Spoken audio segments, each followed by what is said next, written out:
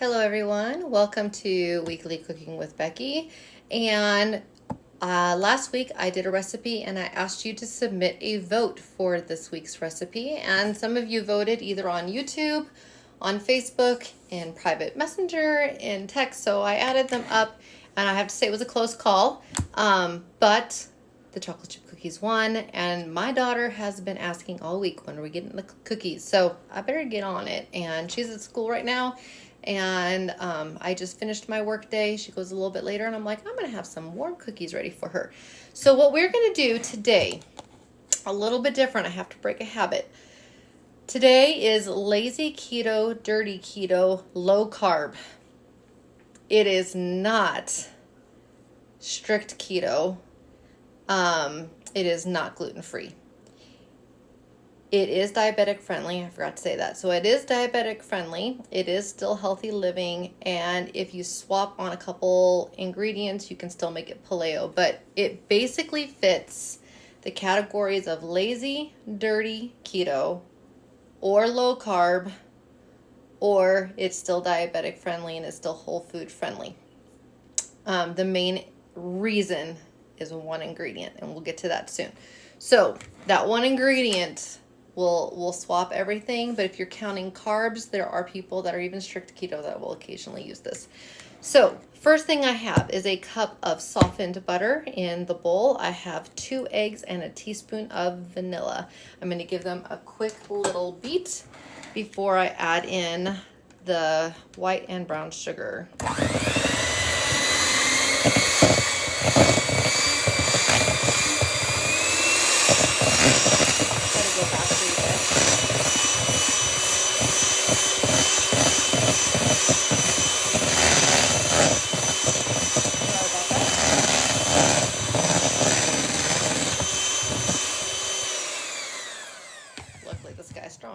All right, so what you would like is a third of a cup, so 3/4, sorry, I said a third, 3/4 cup of either white granulated Swerve, monk fruit, stevia, baking blend, but it needs to be a sugar-free base sweetener that measures exact.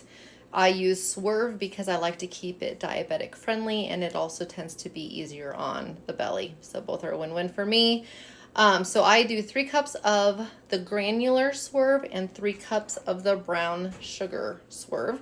And those are going to go in next. We'll beat those until they are nice and creamy. Ooh,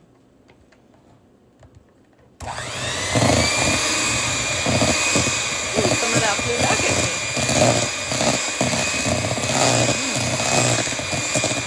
I like smelling sweet from my family.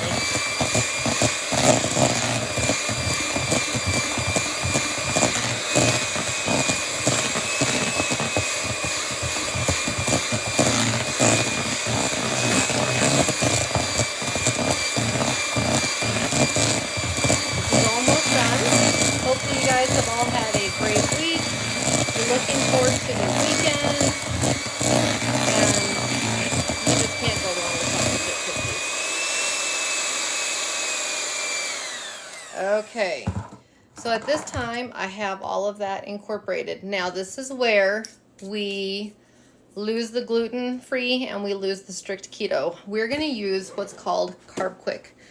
Carbquick is sold right next to Bisquick. It's usually on the bottom aisle of your baking aisle of pretty much any grocery store. You can also order it online, but I've noticed that it is on the bottom shelf. It's a little hard to find, so it does contain wheat flour. There's still 0 sugar, and the way that they did it is they call it a carbulose flour, and it uses vital wheat gluten, oat fibers, some soy fibers, so it has a mix of plant-based grains and a little bit of wheat, so it still keeps the carbs ridiculously low, 2 grams per serving. It's still considered keto friendly, but most people call it strict or lazy on the keto count because of that. But there is still no sugar in here, so we're still diabetic friendly on everything we are doing. What I'm going to do now is start folding in ingredients, folding in the dry. Sorry, let me just clean these off real quick. And the dry ingredients, while I'm running this through, I don't want to waste any of my good dough here.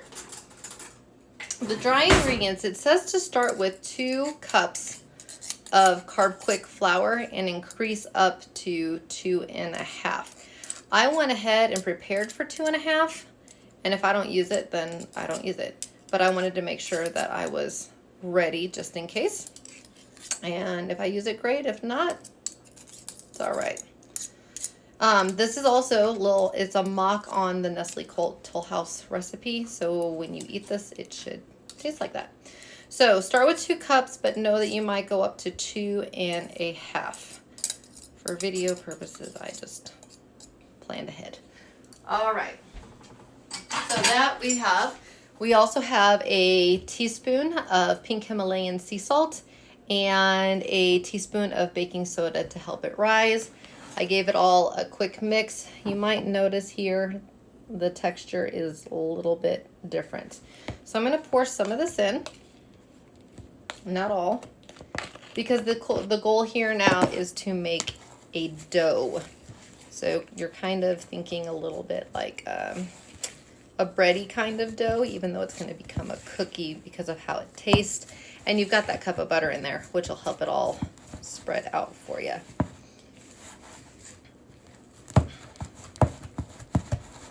Mixing it nicely. I like to fold the last part in. You can certainly keep going with the beaters. I personally, that's a personal preference. I like to fold the last part in because I hate it when flour goes like flying everywhere. Whether it's Carbquick or regular flour or almond flour, I just hate it flying all around. So I always fold whenever I get that opportunity. When I'm making my low-carb bagels, I just get my hands in it. I want to make sure it's all fully incorporated without flying everywhere. And let me add my last little bit. I'm going to go for the full amount. Why not?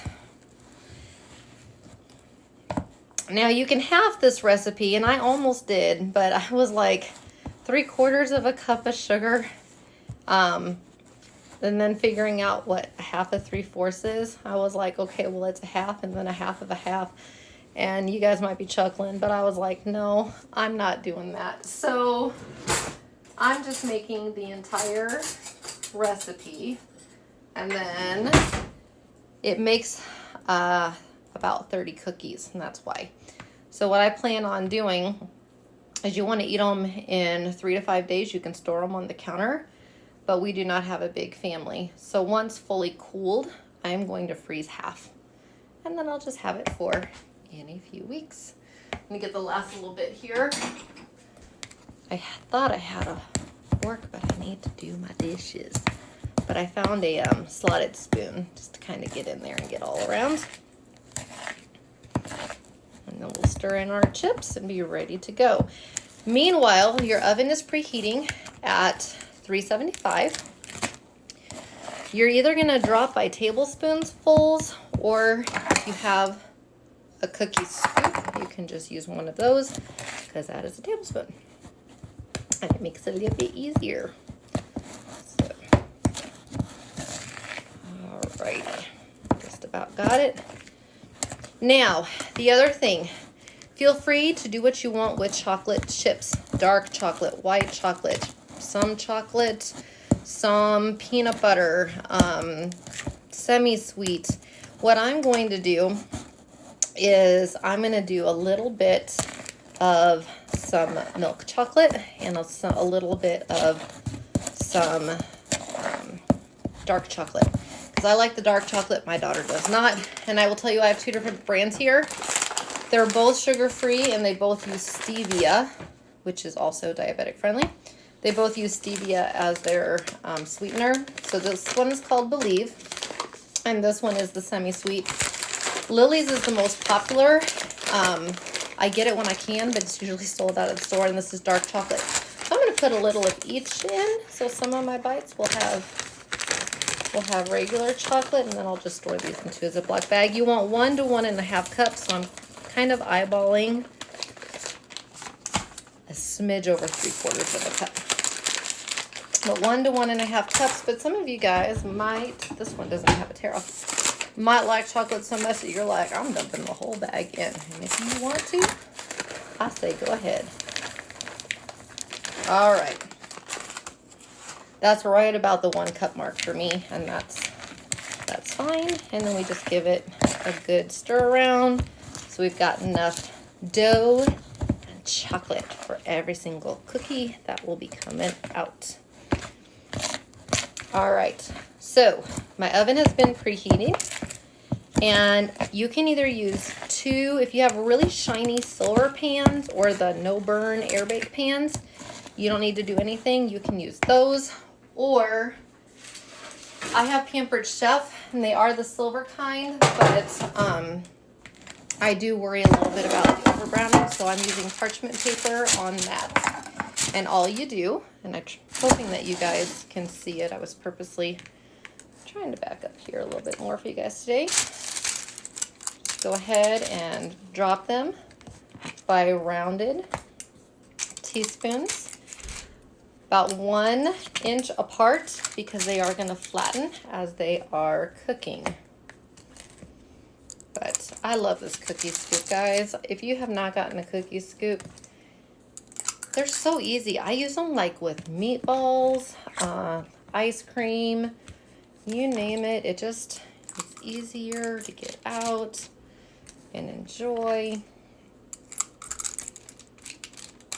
And I'm all about quick and easy. That's one thing I hope you've noticed about my recipes as I've been putting them on here, is that I really do try to keep it on the easy side for you guys. Easy, quick, simple. I am a working mama, so between taking care of my own kid and working, I don't want to spend too much time cooking. So I'm gonna go ahead and finish. I'll show you this plate. So I've already put them on there. I'm gonna do the second pan and put them in the oven 9 to 11 minutes, just until they're starting to golden. Take them out and then let them sit and fully cool down. Really quickly, there's not a lot of nutrition facts on here, unfortunately. What I wanted to let you know that it is 98 calories per cookie of the tablespoon size, and it is 2 net carbs per cookie. So that's what you need to know. So if you're carb counting, you know if you can have 1 or 2 depending on how your day is going.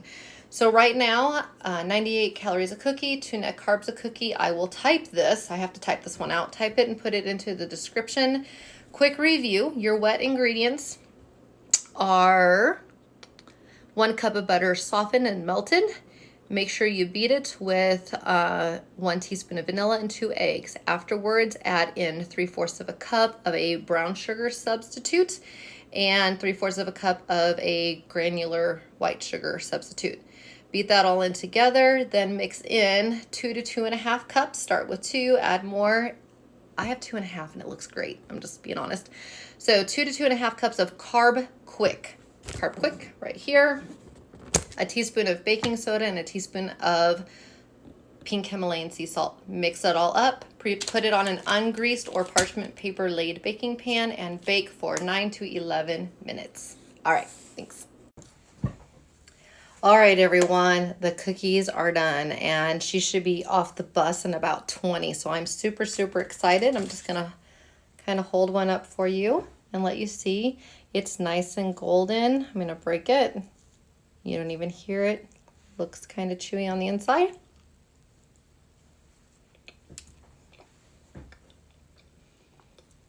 Oh my land. This is a Nestle Tollhouse cookie, but low carb. Enjoy it, everyone. 98 calories, 2 net carbs per serving. I don't know what I'm making next week. It'll probably be a meal type item. I'm even thinking maybe like a light lunch type item, something a little different. These are great. I hope you have them, make them. Carbquick is sold right near the Bisquick and very similar, and you just swap out the sugars with a sugar substitute, and it's almost identical to the Tollhouse recipe. So, so good. I hope you guys enjoy them. Enjoy, and I'm so glad you stopped by with Weekly Cooking with Becky. Until next time, I'll see you later. Bye, everybody.